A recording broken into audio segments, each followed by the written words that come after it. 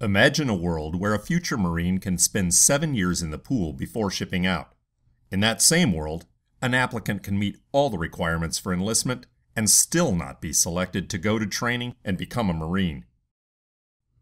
No, that's not the enlisted recruiting world. It's the officer recruiting world. As an RI shop member, you have to have your feet in both worlds, so you can effectively support the enlisted mission and the officer mission. For many of you, your recruiting career has been in the enlisted recruiting world, so you have great experience and expertise to leverage against the inherent challenges of enlisted recruiting. The officer mission can make or break an RS's success. For an RI, or an ARI, officer recruiting doesn't need to be a dark and scary place. You can leverage what you know from enlisted recruiting as you work with the officer selection team to help them make mission. The best place to start is with some key differences between the enlisted and officer recruiting processes and missions. Let's start with the prospects themselves. On the enlisted side, you have young men and women who have a loosely defined plan for their future, a plan that you could end up actually changing as you explore with them what the Marine Corps has to offer. On the officer side, conversations are with more mature young adults. They usually have solid plans in mind that an officer selection team member can enhance by exploring Marine Corps benefits specific to their goals. As you can imagine, prospecting activities and other communication with officer prospects will also be much different. More on that in a little while. Now, let's look at the high-level processes. Here are the ways the two processes are similar. Of course, both processes take time to move a prospect from initial contact to when they actually become a Marine. The officer recruiting process? Well, let's say that can be like an ultramarathon when you compare its duration to that of the ERP. Officer applicant processing is much more lengthy and complex than applicant processing on the enlisted side. How can it take so long for a prospect to move through the officer selection process? Hold that question while we point out another key high-level difference. The board-selected phase of the officer process is unique to officer recruiting. It's not unusual for an OSO to submit a well-qualified applicant and have that applicant not be selected by the board. How can that be? That's due to another difference in the processes at the detail level. Let's dig into that difference and others so that when you visit an OSS, you can appreciate the challenges faced by the OST.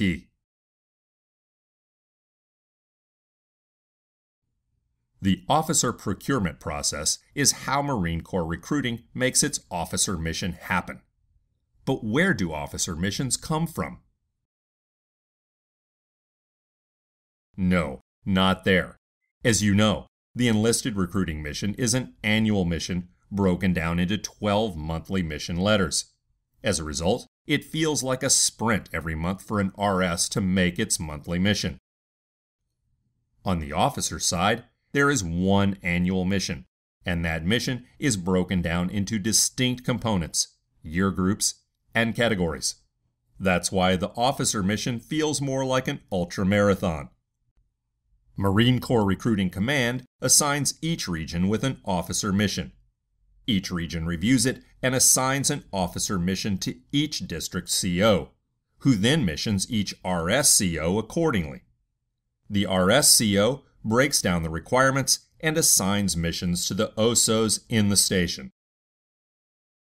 The officer mission has two different categories of commissioning sources: Platoon Leaders Class, or PLC, and Officer Candidate Class, or OCC. These programs each have their own set of components. For PLC, those are Student Naval Aviator, Student Naval Flight Officer, Law, and Ground. For OCC, those are Student Naval Aviator, Student Naval Flight Officer, Law, Ground, and Ground Reserve. That boils down to 9 different program missions.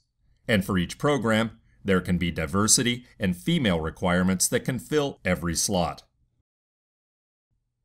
And, if that's not complicated enough, keep in mind that because applicants can spend so much time in the recruiting process, the OST is recruiting for missions in the future that can change from year to year. To really understand the officer mission, you need to have a solid grip on all of those different programs. So let's explore the details now. Each OST has at least 3 members: an officer selection officer, an officer selection assistant, and a human resources assistant. Let's zoom in on the OSO's responsibilities first. The OSO is a captain who's like a recruiter and a staff NCOIC rolled into one specialized package. OSO responsibilities include all of the tasks you see. The OSO is a member of the RS Command Group and has the responsibility of reporting OST results and challenges to the RSCO as part of the monthly CGAP. The OSO can assign tasks to other members of the OST. The OSA would be the OST member most able to take on any of those tasks. For that to work, the OSA must be a well-qualified Marine with significant recruiting experience. To ensure that, the OSA billet is now an 8412 billet. The OSA's primary tasks include assisting the OSO in prospecting, screening, selling, and processing while providing support to the OST in all other aspects of officer procurement. The OSA is not on production.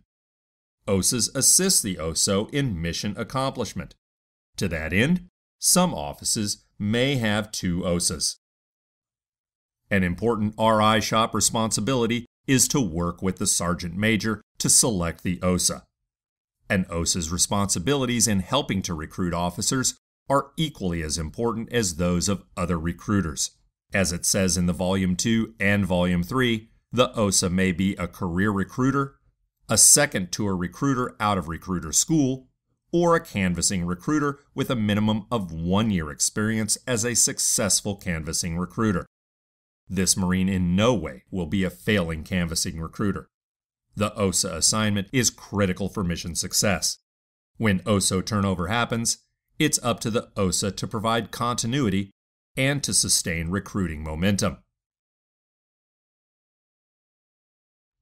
The HRA, a civilian, is an integral part of the officer selection team and essential to mission success.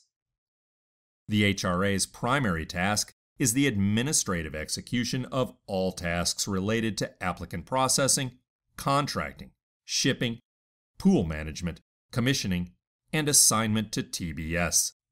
The OST works under the direct supervision of the Assistant for Officer Procurement.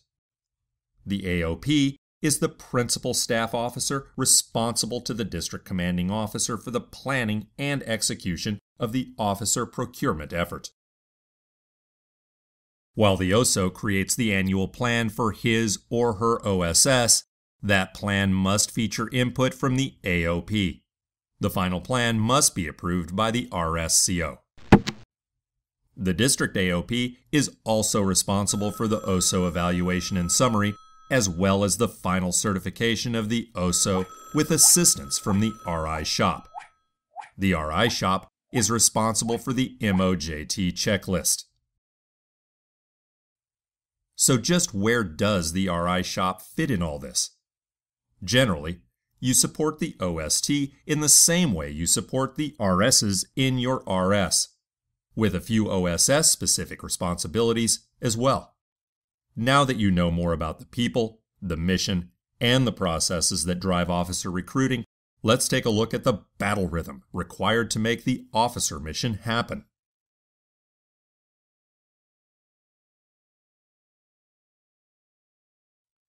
The OST mission year starts 1 July and runs through 30 June. Throughout the year, there are a number of activities and phase lines that are tied to specific months. Depending on the time of year, some months can be more heavily weighted with activities and phase lines than others. A good example is August, when the college year starts and campus recruiting efforts kick in. Starting in November, on the other hand, campus visits may not be as successful because students are prepping for finals and then the holidays.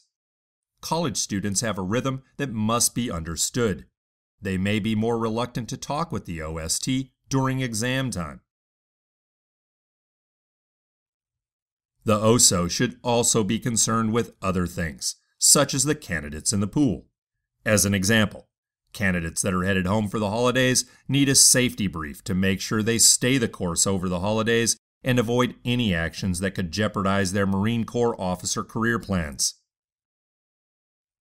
For short periods of time, while prospecting and related activities decrease, processing work that needs to happen to meet the various phase lines will increase. All of the activities and phase lines, regardless of the month, require advanced planning and preparation. To be an asset to the OST and help your RS and the Marine Corps make the officer mission, you've got to leverage everything you know about enlisted recruiting. That being said, you can't help the OST succeed unless you know the details of the officer mission and recruiting process. Only with that knowledge in place can you call upon and apply the right elements of your enlisted recruiting experience and expertise in support of the OST.